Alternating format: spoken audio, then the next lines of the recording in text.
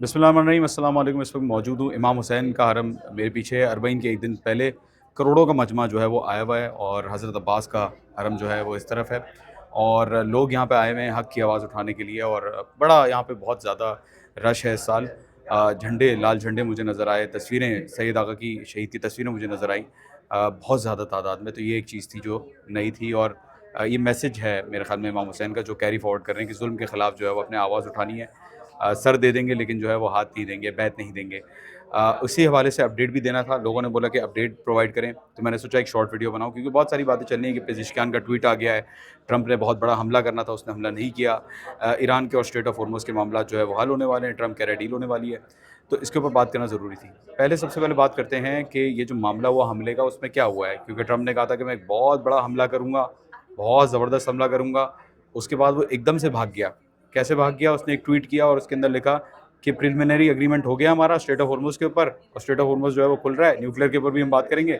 बाद में बोलता है कि सऊदी अरब ने, कतर ने और दूसरे ममालिक ने मुझसे कहा था कि यार आप अटैक नहीं करें, तो मैं रुक गया।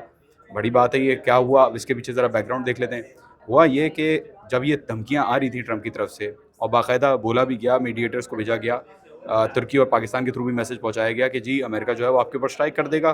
तो अरागची साहब ने जवाब दे दिए थे कि अगर किया तो हम जो है वो बड़ा ख़तरनाक जवाब देंगे और बाकायदा एक लिस्ट जारी की तेल की तनसीबात की और सारी तनसीबात की और बोला कि अगर हमारे ऊपर टारगेट हुआ इंफ्रास्ट्रक्चर के ऊपर तो हम जवाबी कार्रवाई में यहाँ पे भी करेंगे। क्योंकि अब दोबारा ईरान ने ये अफर्म किया है और बकाई साहब ने ये कहा है कि अगर आप सपोर्ट कर रहे हैं अमेरिका को अटैक्स में, जो बरादर मुसलमान ममालिक हैं जो रिफ्यूलर्स की जो टेक ऑफ और लैंडिंग दे रहे हैं, जो बेसिस जो हैं दिए हुए हैं सोल्जर्स के लिए, आप लोग शरीक हैं इन सब चीज़ों में। तो बार बार वार्निंग दे रहे थे इन अरब ममालिक को। अब हुआ ये कि मोहम्मद बिन सलमान को पता चल गया कि जी ईरान ने बोल दिया क्लियरली उनको कि भाई आप देख लीजिएगा आपके साथ क्या होता है। तो उन्होंने जाके जो है वो ट्रंप को बोला कि प्लीज़ नहीं करें और ये वो। ट्रंप ने उनकी भी बात नहीं मानी। बाद में उसको ख्याल आया कि जी बड़ा मसला हो जाएगा, मेरी इन्वेस्टमेंट भी फंसी हुई है, मेरी चीज़ें फंसी हुई हैं, तो ज़ाहिर है मुझे कुछ ना कुछ करना पड़ेगा, अटैक मुझे रोकना पड़ेगा। क्योंकि वो अटैक कर लेता तो क्या होता, उससे उसको पता है कि जवाबी कार्रवाई बहुत ख़तरनाक होनी थी और सबको पता है। और ऐसा नहीं है कि ये इन ममालिक ने अपने दिल से ईरान को कोई प्रेजेंट तोहफे के तौर पे दिए। उन्होंने इसलिए किया है क्योंकि ज़ाहिर है उनके मफाद में था, क्योंकि उनको पता था कि हमला बहुत ख़तरनाक जवाबी कार्रवाई में होना था, तो ज़ाहिर है उनको रोकना पड़ा। और ट्रंप भी किसी की बात नहीं सुनता, ये तो अपनी आवाम की बात नहीं सुनते, ये अरबों की बात क्या सुनेंगे। ठीक है, पहली बात। दूसरी बात ये कि ट्रंप ने बाद में, अब स्ट्रेट ऑफ हॉर्मुज़ पे अगर आते हैं, बोला जो स्ट्रेट ऑफ हॉर्मुज़ की बात की उसने कि स्ट्रेट ऑफ हॉर्मुज़ खुला हुआ है। आज आपने देख लिया कि कल रात को और आज सुबह स्ट्रेट ऑफ हॉर्मुज़ के अंदर एक टैंकर को हिट कर दिया। ठीक है, हिट किया और साथ ही साथ ये भी कहा ईरान ने कि स्ट्रेट ऑफ हॉर्मुज़ बंद है। इस्माइल बकाई जो स्पोक्स पर्सन है फॉरेन मिनिस्ट्री के, उन्होंने क्लियरली कह दिया है कि straight of Hormuz is closed और अमेरिका के साथ कोई नेगोशिएशंस नहीं हो रही। क्योंकि ट्रंप ने क्या कहा है? ट्रंप ने कहा है कि जी हमारी नेगोशिएशंस शुरू हो रही हैं और शुरू हो गई हैं, मतलब आज से शुरू होनी है। लेकिन इस्माइल बकाई ने जो है वो मना कर दिया कि ऐसा कुछ भी नहीं हो रहा। ما الان مذاکره‌ای با آمریکا نداریم. مذاکرات با عمان هست، متمرکز بر تفاهم بر سر مسیری که تردد ایمن کشتیرانی از تنگه هرمز رو تأمین بکنه. تجاوز نظامی آمریکا علیه ایران و منافعش تداوم داشته باشه. مادامی که همه مواردی که آمریکا در این مدت نقض کرده نقضهاش ادامه داشته باشه، قاعدتاً در وضعیت تنگه هرمز اتفاق خاصی، تغییر خاصی نخواهد افتاد. अब बात सारी ये है कि यार कैसे करें। अभी ईरान की जो खबरगान है, असेंबली ऑफ एक्सपर्ट्स है, उन्होंने भी कह दिया कि बार बार आप मुज़ाकरात करेंगे, बार बार वो आप उनके ऊपर भरोसा करेंगे, वो आपको बेवकूफ़ बनाएंगे। तो गवर्नमेंट ने खैर बहरहाल अप्रोच डिफरेंट है। पार्लियामेंट ने जो है वो एक ज़रा सख्त मैसेज दिया और मिलिट्री की अप्रोच हो सकता है डिफरेंट हो। लेकिन इसका कतई मतलब नहीं है कि ईरान के अंदर, क्योंकि आपको डिफरेंस ऑफ ओपिनियन मिलेगा तो ईरान के अंदर एक फैक्शन जो है वो भारी है दूसरे के ऊपर। इनफैक्ट ये तो आपको ये दिखाता है कि बैलेंस्ड है चीज़ें। अगर ऐसा होता है, ईरान के अंदर आज तक एक हुकूमत भी नहीं टूटी, पूरे पूरे साल जो टर्म्स हैं वो पूरे किए हैं, 8 साल पूरे किए हैं हर प्रेसिडेंट ने यहाँ पे, सिवाय रईसी साहब के जो शहीद हो गए थे। बाकी सब ने तो अपने टेन्योर्स 4 साल पहले किए, फिर 4 साल दोबारा री इलेक्शन के बाद किए। तो ना यहाँ पे कू आता है, ना यहाँ पे कोई डिक्टेटर आके बैठता है, ना यहाँ पे किसी को हटाया जाता है पावर से। पूरा सिस्टम जो है वो सही तरीके से चल रहा है। लोगों को लेकिन पता नहीं किस बात की परेशानी है कि यहाँ पे जिनकी आर्मी अलग हो गई, गवर्नमेंट अलग हो गई।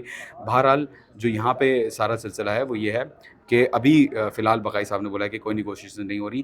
غریب آبادی صاحب جو ڈپٹی فارن منسٹر ہیں انہوں نے کہا تھا کہ یہ سچویشن ہو سکتا ہے آپ کو نظر آئے کہ امریکہ آئے بولے کہ جی ہم سے بات کرو, وہ ہمیں ایک ماریں, ہم ان کو دو ماریں, پھر وہ واپس چلے جائیں, پھر وہ دوبارہ آئیں, پھر وہ بولیں جی ہم سے بات کرو, پھر وہ ہمیں ایک ماریں, ہم ان کو دو ماریں. تو ایسا چلتا رہے گا. ایران کی گورنمنٹ کا کہنا یہ ہے, ٹھیک ہے.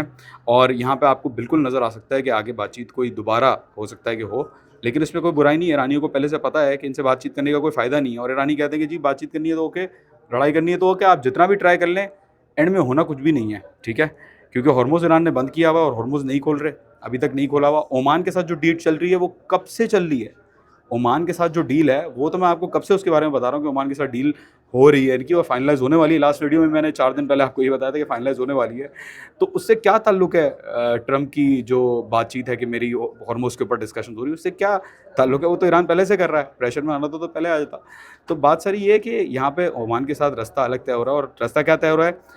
پلان یہ ہو رہا ہے, میں نے سنا ہے کہ جائیں گی کشتیاں ایران کے رستے سے, مطلب پاس کریں گی ایران کے رستے سے, اور ایگزٹ کریں گی عمان کے رستے سے. تو ایران کا تو کنٹرول ہوگا ہی ہوگا, ٹھیک ہے, بھلے عمان کی طرف سے وہ پیسے لیں نہ لیں, یہ جو بھی کریں, ایران تو اپنے پاس سے گزارے گا کشتیاں. انٹری کنٹرول کر رہا ہے تو ایگزٹ بھی کنٹرول ہو رہا ہے, ٹھیک ہے. تو بات ساری یہ ہے کہ ہم لوگ کو زیادہ جمپ ان نہیں کرنا چاہیے کنکلوژنس پہ ریگارڈنگ اینی پولیٹیکل اسٹرکچر جب ہمارے پاس نالج نہ ہو, اور بڑا اسٹریٹجکلی چیزوں کو جو ہے وہ دیکھنا چاہیے. امریکہ اس وقت بہت بری پوزیشن میں پھنس چکا ہے, ان کے آئل ریزروز گر چکے ہیں, ان کے بحرین سے اور کویت سے انہوں نے اپنے بیسز جو ہیں وہ تقریباً خالی کر دیے ہیں. There's a report that you're moving U.S. troops out of Bahrain and Kuwait. Are troops being moved out of the Middle East? Mr. President. Jordan کے اندر جو فورسز بھیجی تھی ان کا کیا حال ہو رہا ہے آپ کو پتہ ہی ہے کہ کیا ایشو چل رہا ہے اس کے اندر. تو I think it's a long game, it's a frozen conflict. یہ چیز جو ہے وہ آگے بڑھے گی آہستہ آہستہ. آئی تھنک یہ معاملہ سالو ہوگا, تب تک نہیں ہو پائے گا یہ معاملہ کمپلیٹلی سالو جب تک یہ لوگ جو ہیں وہ امریکہ اپنے بیسز ہٹا نہ دے پورے ریجن سے. اور میرے خیال میں تب آپ کو نظر آئے گا کہ کوئی نہ کوئی ریزولوشن اس چیز کا ہو سکتا ہے, ورنہ اس کا ریزولوشن ہونا بہت مشکل ہے. تو نیگوسیشنز اور حملوں کو لے کے, حملے کی جو تھریٹس تھیں ان کو پتہ تھا پہلے سے کہ ریاکشن پریشر کر کے دیکھ لیتے ہیں, لیکن ریاکشن بڑا خطرناک ہے عرب ممالک کا. جیسے میں نے آپ کو بتایا کہ وہ اب شریک سمجھ رہے ہیں عرب ممالک کو, جو امریکہ کے ساتھ امریکہ کو بیسز دیے ہوئے, سولجرز دیے ہوئے, اور وہ بار بار یہی کہہ رہے ہیں کہ جی آپ یہاں سے امریکہ کو ایگزٹ کروائیں.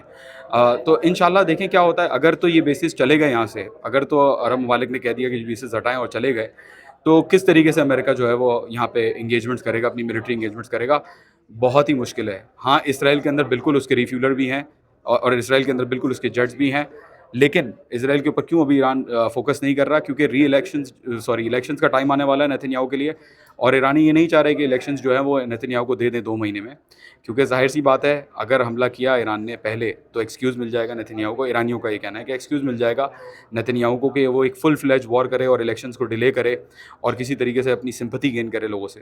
تو آئی تھنک یہ کمپلیکسٹیز ہیں جن کو ہمیں کنسیڈریشن میں رکھنا ہے. انشاءاللہ دوبارہ ملاقات ہوگی. خدا حافظ.